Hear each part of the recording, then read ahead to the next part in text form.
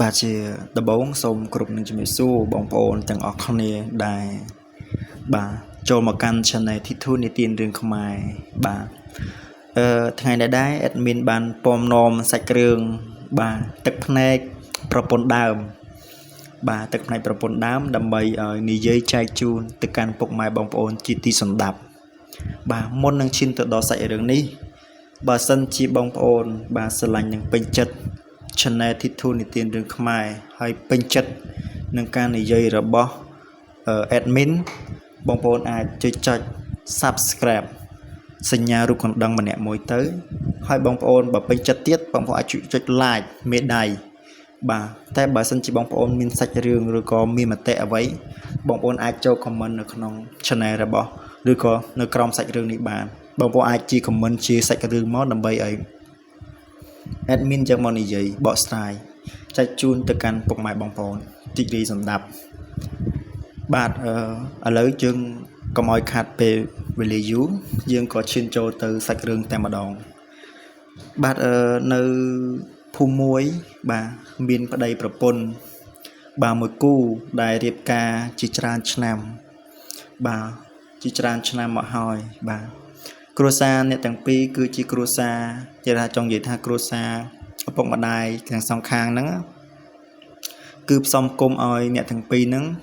រៀបការទាំងដែលបាទมันមានទ្រព្យសម្បត្តិអ្វីសោះឡើយបាទมันមានទ្រព្យសម្បត្តិអ្វីសោះឡើយបាទគឺអត់រៀងខ្លួនណាបាទដោយអត់រៀងខ្លួនហ្នឹងទៅក៏ផ្សំគុំឲ្យគ្នាបានសំគុំឲ្យអ្នកទាំងពីរហ្នឹងបានជាប្តីប្រពន្ធនឹងគ្នាតទៅបាទអ្នកទាំងពីរបានរៀបការជាច្រើនឆ្នាំបាទពីដំបូងឡើយអ្នកទាំងពីររៀបការហ្នឹងគឺបាទបាត់ដៃទៅទេគ្មានអ្វីទេបាទម្នាក់បាទពីអ្នកប្តីប្រពន្ធអត់ស៊ីអត់ឃ្លានប្រឹងសន្សំបាទសន្សំទុកទិញផ្ទះទុកធ្វើផ្ទះនៅណាបាទដោយសារតែខ្លួនឯងក្រតោកយ៉ាហ្នឹងបាទសន្សំលុយទិញផ្ទះមិនហ៊ានហូបចុកទេបាទគឺស្រឡាញ់គ្នាល្អល្អើនណាអត់ស៊ីមានស៊ីជាមួយគ្នាបាទរួមរស់ជាមួយគ្នារហូតដល់ប្រឹងរកស៊ីបានធ្វើបានផ្ទះមួយបាទធ្វើបានផ្ទះមួយបាទដល់ពេលធ្វើបានផ្ទះមួយស្រាប់តែបាទខ្វះខាតវិញដោយមានផ្ទះហើយប៉ុន្តែខ្វះខាតនៅបាទទ្រព្យសម្បត្តិបាទប្រើប្រាស់មួយចំនួនខាតចឹងទៅក៏ប្តីសម្រេចចិត្តថាឥឡូវសំគាត់ទៅធ្វើការនៅឆ្ងាយបាទសំគាត់ទៅធ្វើឆ្ងាយសំនឹងជាប្តីគាត់សម្រេចទៅធ្វើការនៅឆ្ងាយបាទដើម្បីបាទមកយកមកលុយសន្សំហ្នឹងបាទធ្វើទិញដីឬក៏ទិញម៉ូតូទិញអីបន្ថែមទៀតណាបាទព្រោះអីដោយសារលុយសន្សំរកស៊ីក្នុងភូមិអីហ្នឹងធ្វើសំណង់ធ្វើអីក្នុងភូមិហ្នឹងបានធ្វើផ្ទះរួចហើយអញ្ចឹងទៅក៏ចេញទៅក្រៅការងារក្រៅម្ដងដោយទៅតាមមិត្តភ័ក្តិបាទធ្វើការនៅទីក្រុងភ្នំពេញបាទហើយឌឿនជាប្រពន្ធនៅផ្ទះបាទបាទដាំបាយដាំទឹកបាទមើលបោះផ្ទះជួតផ្ទះអញ្ចឹងទៅហើយប្រកបបាទរបរបាទដើរលក់បន្លែបាទដកផលិតអីលក់អញ្ចឹងទៅបាទរហូតដល់ពួកគេទាំងពីរបានរកស៊ីបានទិញដីទិញផ្ទះ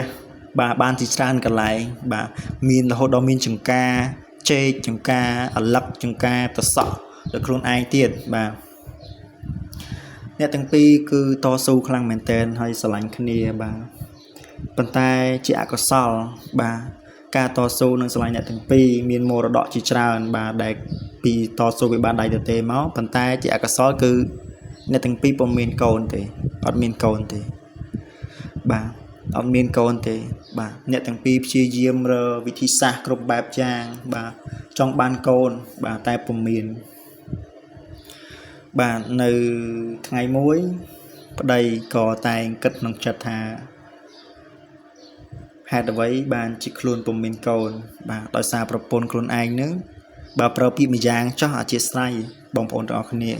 ដោយណាប្រពន្ធគិតថាប្រពន្ធឯងចំណែកឯប្រពន្ធរបស់ខ្លួននោះបាទ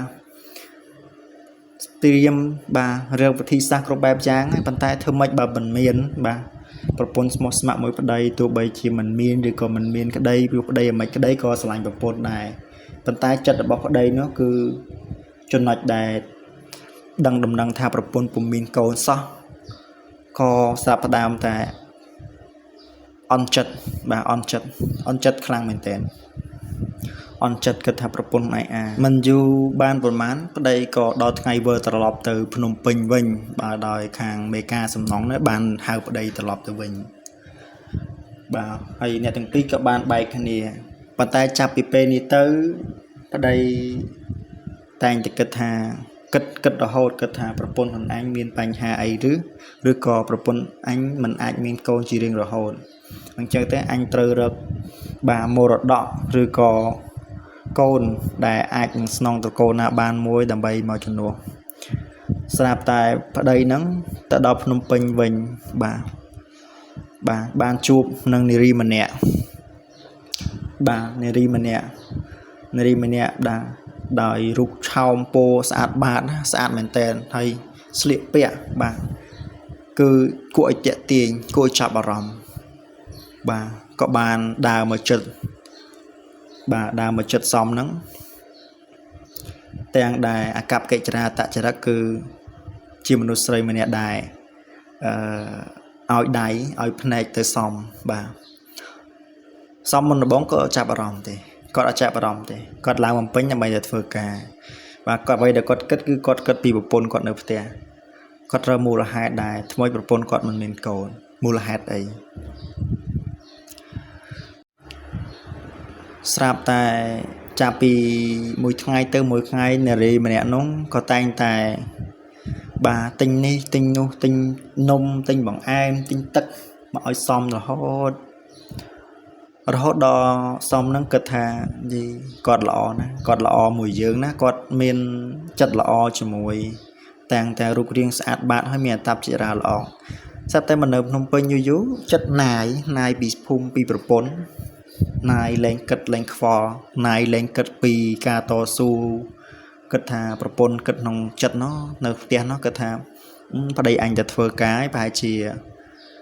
ហត់ហើយមកទៅស្មាននេះមិនទាន់សម្រាប់មិនទាន់អីហោះប្រពន្ធទោះបីជាមានលុយប៉ុណ្ណឹងក្តីក៏គាត់មិនដែរគិតថា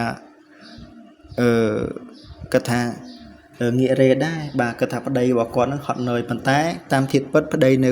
មកធ្វើការនៅទីក្រុងភ្នំពេញនេះគឺបាទបាននារីម្នាក់បានឆក់យកបាទបេះដូងរបស់ប្តីរបស់ខ្លួនបាត់ហើយបាទហើយណាមួយឃើញទង្វើល្អរបស់នារីម្នាក់នោះសមក៏តែង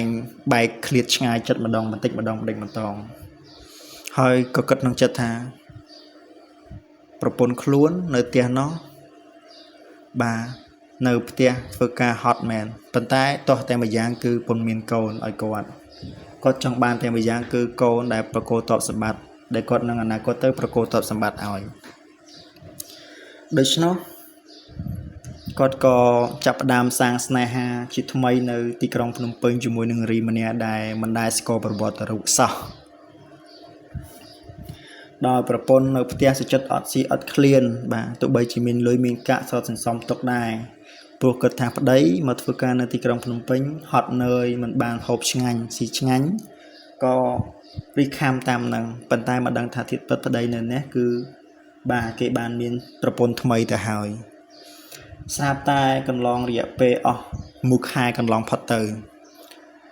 បាត់ទាំងលេខទំនាក់ទំនងបាត់ទាំងលុយដែលត្រូវផ្ញើរាល់ដងហ្នឹងគឺអត់ដែលឃើញផ្ញើបាទអត់ឃើញផ្ញើហើយបាត់ទាំងលេខទំនាក់ទំនងទៀតក៏ព្យាយាមស្វែងរកដំណឹងតាមសួរមិត្តភ័ក្តិដែលមកធ្វើការជាមួយនឹងបាទព្យាយាមដំណឹងសួរតែមិត្តភ័ក្តិហ្នឹងក៏បានលាក់ថាប្តីឯងទូរស័ព្ទខូចមិនបានលើកទេបាទមិនបានលើកទេទូរស័ព្ទប្តីរបស់ឯងធ្លាក់ចូលទឹកទៅខូចមិនបានលើកអញ្ចឹងក៏គិតថាមិនអីទេទូរស័ព្ទប្តីខូចហើយណាមួយគិតថាប្រហែលជាប្តីយកលុយដែលធ្លាប់ផ្ញើហ្នឹងសន្សំទុកទិញទូរស័ព្ទឲ្យមកទៅបាទអញ្ចឹងក៏ស្ងាត់មួយឆាវទៅមួយពេលទៅស្រាប់តែទន្ទឹងមើលមួយខែទៀតស្រាប់តែស្ងាត់ទៀតអត់ឃើញទៀតអត់ឃើញប្តីតាក់ទងឬក៏ខលទៅខលក៏មិនលើក châu tại mình lơ call you lên chỗ bà call lên chỗ có ban bà sụp xu được đồng năng tới sạp tại kê như giấy to to hay tháng khơi đây bà pôn pin đã svật phán bà svật lạnh khăn sweet bà em là hám tụi bây chia mấy thứ máu sẽ lạnh bà em là hám bà pôn còn mình ở chất có riêng cho một vài cái ai từng dốc nó tới Phnom Penh để mà nó bà tới Phnom Penh từ xua rồi xây dựng than xua rồi còn lại sang xong rồi bỏ đây để lấy tọt phơi cá xua cho xua lắng có bàn bà tự đò chai đòn ấy đây năng mình ấy xây nó còn pong tại bà phơi cá chỉ mới khné đàn đài cầm pong bằng cùi xa xong nên là cái lạnh phơi cá nè bà phơi cá sầm non chứ cái lạnh kia riệp ấy chứ mình bà pe tùm nê pe kia riệp toàn ở những mình trời cùi xa xong này xa xong nèประปนเคยแบบนู้นก็เกิดทางประเดี๋ยวบอกล้วนคลอนแต่งใหญ่เลี้ยงธรรมดาจมูกในริมเนี่ยน้องนะบ่าปัญหาในริมมันเนี่ยจังนั่นคือดังทาซ้อมนั่งมีประปนปัญหาโดยรูปเรียงซ้อมนั่งสองหาสะอาดบ่ามันซ้อมทำมีประปนบ่าเคยประปนดำเคยแต่đóเคยเนี่ยทั้งปีนึงใหญ่ซาซองเนี่ยซาซองขี้กำปงแต่เอาเท้าขี้จังนะบ่าสลับแต่กัดเลิกเชลมั้งเมียรำจัดโกนจัดเชลมั้งบ่าเชลก็ทำไมยืงดังคล้วนประปนดังคล้วนไอแถวประปนมันมีเอาไว้กรุบกรอนโดยนิริไซเดตยจังนะบ่ามันเป็นเรียกกันนะมันเป็นมันบังคับโกนอ่อยประเดี๋ยวบานก็สำหรับจะทาโอเคตัวเยอะบานประปนก็ตัวเยอะกระแบบยางบ่าอ่อยแต่ประเดี๋ยวสบายจัดประเดี๋ยวต่อสู้ฮอตเนยจังนะประปนเอาประกันครั้งไงบ่าประเดี๋ยวน้องก็บานใจปราบดำนาใส่เรื่องใจเจอtớiก็ประปนน้องโยปรามปัญญาจัดเราบอกประปนจังนั่นคือจีจัดเดริชานจัดใส่กาไก่บ่าเพียงแต่คล้วนมอสลังกรมกลุ่มมาโจชีวิตน้องกรมครูซาไก่ย้อยมันเมียนตรอบสมบัติมันเมียนเอาไว้บ่าแต่คล้วนแต่เตบ่าโดยการปราศสมรองมาเตะตีนซ้อมนั่งบ่ามาเตะตีนซ้อมนั่งอ่อยมืออ่อยสลังคล้วนบ่าก็ในใจสาวทรงคนนี้ให้ก็นอมเนี่ยtừเตะวิ่งก็ชอบฝึกการในที่กรมพนมเปญบ่าซ้อมนั่งนอมประปนดามจังประปนจ้องนั่งตลอดตัวเตะตัวพุ่มได้ครบบ่ากลายในเฟื่อเตะเนื้อนั่งนะบ่าสามมันอยู่บ้านประมาณในประปนจ้องนั่งก็บ้านตรงนู้นบ้านโกมประมวยบ่าตรงนู้นบ้านโกมประมวยปันตายโดยจัดบ่ากาเกยระบบประปนจ้องนั่งบ่าบานเปประเดี๋ยวได้ประเดี๋ยวมันเนื้อไววีดอกประปนดาวตัวแทะไววีบ่าเธอบาครบแบบยางเธอไอประปนดาวนั่งบ่ารองตรนกรรมครบแบบยางบ่าเธอมัดบ่าเกอังเกนิจัยบานทาบ่าสันเจีย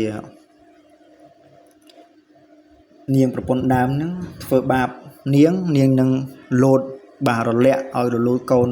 นั่งปัญหาโดยซาแต่ประเดี๋ยวนึงสลายโปรตาเนียงประปนช่องน้ำเมียนโกนให้ประเดี๋ยวสลายโกนเป๊กตึบประเดี๋ยวหินไปเจอเนียงจังก็กระทางอัดหินเถอะบาปเนียงจะจัดไอ้เกวไว้เถอะบาปลุนวิ่งบามันหินแต่ปะปอไม่หินแต่ไว้ประปนช่องได้ปลุกไอ้เตี๋ยประเดี๋ยวนั่นคือสลายโกนแล้วขนมไตประปนช่องนั่งไว้เถอะบาปตัวแทะเนียงครบแบบจางเราดอกเนียงแคลกลุนชื่อและโคลนชื่อประปนดำและโคลนชื่อแต่ประเดี๋ยวเธอการในช่างง่ายในที่กรงพนมเป่งบ่าพวกไอ้ประปนในเตียนั่งกอดมือการขอเตยในเตียเธอบ่าประเดี๋ยวเธอการบัดมันบานจบแบบเตียเต้ตอนมือค้ายบานเวอร์ตลอดมาดองสลับมาตุ่มโอนตุ่มไอทาประปนจองนั่งประปนดาวนั่งคือชื่อหรือมัวซ้อมกระมันเฟอร์การเงี้ยไอเต้เอาแต่โคลนจีประปนจองนั่งเฟอร์การรองครบแบบยางบ่าต่างกับปัดแบบปนดาวนั่นคือก็ต่อสู้นะก็เกิดทับได้ก่อนนั่งเกิดทักลุนก่อนนั่งปนพอดอลโกนอ่อยพอได้ก็เกิดอ่อยพอได้นั่งเยอะประปนจังนั่งมือเตี้ยเต้ดำใบอ่อยบานจีเนียมันต่อเวนมันต่อป่วยพอได้จังบานโกนจังนะ តែសារតែខ្លួនគ្មានសមត្ថភាពបាទបង្កើតកូនឲ្យប្តីក៏ឲ្យប្តីនឹងយកប្រពន្ធចង់មួយទៀតបាទហើយពេលប្តីវិលត្រឡប់មកវិញប្រពន្ធចង់ហ្នឹងក៏ស្រែកខាងប្រោបប្រកាន់លើប្រពន្ធដើមដែរនៅផ្ទះហ្នឹងកំពុងតែខ្លួនឈឺផងទៅគេចោទប្រកាន់ថាវាយធ្វើបាបអត់ឲ្យជួយធ្វើការនាងទេនាងធ្វើការតែឯងទាំងដែលមានផ្ទៃពោះធំពី4-5 ខែទៅហើយ4-5 ខែទៅហើយធ្វើបាបនាងគ្រប់បែបយ៉ាងឲ្យនាងបំរើដូចទាសាទាស័យប្តីក៏កើតចិត្តខឹងបាទកើតចិត្តខឹងនាងនោះក៏ប្រើអាវិធីសាស្ត្ររំអួយធ្វើឲ្យប្តីនឹងចាប់អារម្មណ៍ចង់បំភ្លេចនាងចោលបាទចាប់ផ្ដើមទៅវាយធ្វើបាបប្រពន្ធដើមខ្លួនហ្នឹងវាយខ្លាំងវាយរំដប់ពោធាក់ប្រើទរណកម្មគ្រប់បែបយ៉ាងរហូតដល់នាងធ្លាក់ក្អួតចេញឈាមបាទធ្លាក់ក្អួតចេញឈាមមិនត្រឹមតែប៉ុណ្ណោះហើយបាទប្តីហ្នឹងក៏បានវាយដំបាទទៅលើប្រពន្ធដើមហ្នឹងយ៉ាងទាំងកំរោលបាទទាំងដែលផ្លិចខ្លួនថាពីដើមឡើយពីអ្នកប្តីប្រពន្ធចាប់ដៃទៅទេដោយសារតែការតស៊ូបាទការអំណត់ព្យាយាមស្រឡាញ់ដល់ពេលបានខ្ពស់បានលុយបានមានផ្លិចបាទគ្រប់បែបយ៉ាងដែរខ្លួនបានសាងជាមួយគ្នាផ្លិចគ្រប់បែបយ៉ាងប្រពន្ធហូរទឹកភ្នែកជារៀងថ្ងៃបាននឹកឃើញចានសម្លនឹកឃើញការបាយជុំគ្នានឹកឃើញរឿងរ៉ាវជាច្រើនដែលធ្លាប់សាងជាមួយគ្នាទឹកភ្នែកហូរមិនឈប់តែធ្វើម៉េចនេះជាកម្មរបស់នាងក៏គិតថានេះជាកម្មរបស់នាងបាទល្អពីដំបូងល្អណាស់បាទស្រឡាញ់គ្នាល្អណាស់ត្រង់ក្រោយបាទដល់ពេលមានស្រីមាននារីកំណាញ់ចិត្តម្នាក់ចូលមកក៏ធ្វើឲ្យប្តីនឹងបាត់បង់សតិពីមុនបាទមកវាយវីដល់ប្រពន្ធខ្លួនឯងប្រពន្ធដើមនេះបាទស្ទើរស្លាប់ស្ទើររស់បាទរហូតនារីដែលជាប្រពន្ធដើមនឹងខឹងចិត្តអន់ចិត្តពេកក៏បានទៅសេសម្បត្តិបាទដាក់លើតុហ្នឹងបាទប្តីនោះក៏មិនចាប់អារម្មណ៍ដែរបាទប្រពន្ធចង់នោះក៏ឃើញនាងគិតថាសរសេរសម្បត្តិលើតុហ្នឹងបាទឃើញអានចប់ក៏បានហែកសម្បត្តិនាងចោលបានហែកសម្បត្តិដែលប្រពន្ធដើមសរសេរទុកឲ្យប្តីនឹងហែកចោលហ្មងហែកចោលក្នុងបទផុសតាណាហើយក៏បានសរសេរវិញថាលោកឯងជិតជាខូខើណានៃសេដាក់និយាយធ្វើម៉េចឲ្យតែប្តីនេះស្អប់ប្រពន្ធដើមបាទទាំងដែលប្រពន្ធដើមហ្នឹងគឺសរសេរសម្បត្តិហ្នឹងគឺដោយពាក្យលាពាក្យអីធម្មតាទេប៉ុន្តែដាក់ប្រពន្ធចង់ហ្នឹងដាក់ថាសរសេរសម្បត្តិនៅលើกระดาษហ្នឹងវិញហើយអាកដាប្រពន្ធដើមចោលសរសេរខ្លួនឯងសរសេរវិញថាប្រមាថឲ្យកូននឹងកើតមកមានមាត់វាយភ្នែកក៏ហូងក៏ហឹបប្តីកើតចិត្តខឹងបាទប្តីកើតចិត្តខឹងប៉ុន្តែទាំងដែលមិនដឹងថាអសរនេះគឺជាអសររបស់ប្រពន្ធចង់ទេបាទបំភ្លៃគ្រប់បែបយ៉ាងតាមរោគតាមអីគិតថានាងធ្វើបែបនេះនាងគ្រាន់តែបញ្ឈឺចិត្តយើងចេះចោលណាប្រពន្ធប្តីនឹងក៏ឌីលប្រពន្ធដើមនឹងថាសត្វស្រីណានៃមិនបានកាយណានៃបាទដោយបាត់បង់សតិប្តីងប់ងល់នឹងប្រពន្ធដើមខ្លាំងដោយប្រពន្ធដើមបាទបញ្ចេះបញ្ចូលដាក់ស្នេហ៍ដាក់អីចឹងទៅបាទធ្វើឲ្យប្តីបាត់បង់សតិគ្រប់បែបយ៉ាងរហូតដល់គ្នាវិលទៅកាន់ឪពុកម្ដាយនាងវិញបាទនាងវិញឪពុកម្ដាយនាងក៏យំអោបកសោបនាងបាទទឹកភ្នែកនាងហូរគ្រប់បែបយ៉ាងបាទទិរណកម្មនៅក្នុងពាក់កណ្ដាលជីវិតនេះនាងរងកម្មខ្លាំងណាស់បាទរយៈពេល10ឆ្នាំមកនាងការចាប់ដៃគ្នារហូតបានប៉ុណ្ណេះប៉ុន្តែរយៈពេលប្រហែលឆ្នាំចុងក្រោយតាំងពីប្រពន្ធចង់នាងចូលមកគឺនាងរងកម្មគ្រប់បែបយ៉ាងបាទនាងដេកហែសមុទ្រទឹកភ្នែករបស់នាងគឺខ្លាំងមែនតើបាទនាងទ្រាំមិនបានក៏នាងវិលត្រឡប់ទៅឪពុកម្ដាយរបស់នាងវិញ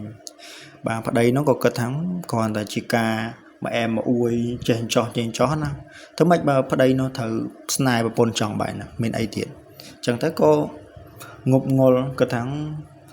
មានអីដល់ពេលអត់ពីប្រពន្ធដើមទៅប្តីហ្នឹងក៏បាទរកស៊ីធ្លាក់ទៅលែងមានអ្នកទុកលុយអ្នកទុកកាក់ឲ្យអ្នកបំរើផ្ទះវិញស្អុយឆ្អាបហូបចុកគោសម្រាមពេញផ្ទះមានអ្នកណាទុកដាក់អីទេប្រពន្ធដើមមួម៉ៅស្រេចវាយគ្នាចាត់ឆាយបាទនឹងហើយជាហេតុដែរប្រពន្ធដើមនិងប្រពន្ធចង់ bà cứประពន្ធដើមមិនថាប្រពន្ធចង់ល្អអីប៉ុន្តែគាត់និយាយថាមនុស្សស្រីគឺចិត្តអត់ដូចគ្នាទេបាទមនុស្សប្រុសហ្នឹងគឺគិតឆេឆាវហ្មងចិត្តឆេឆាវដែលខ្លួនមិនដឹងថាខ្លួនឯងប្រព្រឹត្តខុសអីចឹងណាបងប្អូនបាទអញ្ចឹងទេសាច់រឿងហ្នឹងក៏គាត់ថាចាប់ពីពេលហ្នឹងប្តីប្រពន្ធអ្នកទាំងពីរហ្នឹងបាទចង់ថាវាយឆ្លោះគ្នាសឹងរាល់ថ្ងៃប្រពន្ធចង់ហ្នឹងនឹងប្តីរបស់ខ្លួនហ្នឹងឆ្លោះគ្នារាល់ថ្ងៃបាទរឿងហូបរឿងចុករឿងស៊ីសឌីប្រពន្ធចេះវាយច្បាប់គ្នារហូតដល់ធ្វើឈួតឌីលៀងរៀងខ្លួនបាទប្រពន្ធដើមនោះក៏បានចេញពីផ្ទះហ្នឹងទៅក៏បានទៅនៅមួយពុកម្ដាយផ្ដល់គេផ្ដល់ខាងបានដៃបាទខ្លួននោះបានសល់ប្រាក់តិចតួចផងហើយអ្នកស្គាល់អ្នកធំអ្នកឆ្ងាយច្រើនផងបង្កើតរបរសុជីទៅរហូតដល់បានធូរធារមានឡានជិះអីត្រឹមត្រូវទៅបាទក៏បានជួបនឹងគូកំណាញ់ចិត្តបាទបរិះម្នាក់ដែលយល់ចិត្តផ្សេងពីនឹងទៀតទៅហើយរឿងនេះមានតែប៉ុណ្ណឹងដែរបើសិនជាបងប្អូនបាទពេញចិត្តបងប្អូនជួយចុច Subscribe ចុច Like ទៅហើយបើសិនបងប្អូនមានសាច់រឿងអីបាទមេត្តាជួយតម្លាក់នៅក្នុង comment នោះបាទបងប្អូននឹងនិយាយរឿងឲ្យបាទហើយអធិស្ឋានផងបើសិនជាមានពាក្យពេចន៍ខ្លះលើលោកខ្វះខាតនិយាយមិនចំចំណុចមិនច្បាស់លាស់អីហ្នឹងក៏មេត្តាកាន់តែនឹងអធិស្ឋានផងបាទសូមគ្រប់នឹងជំរាបលា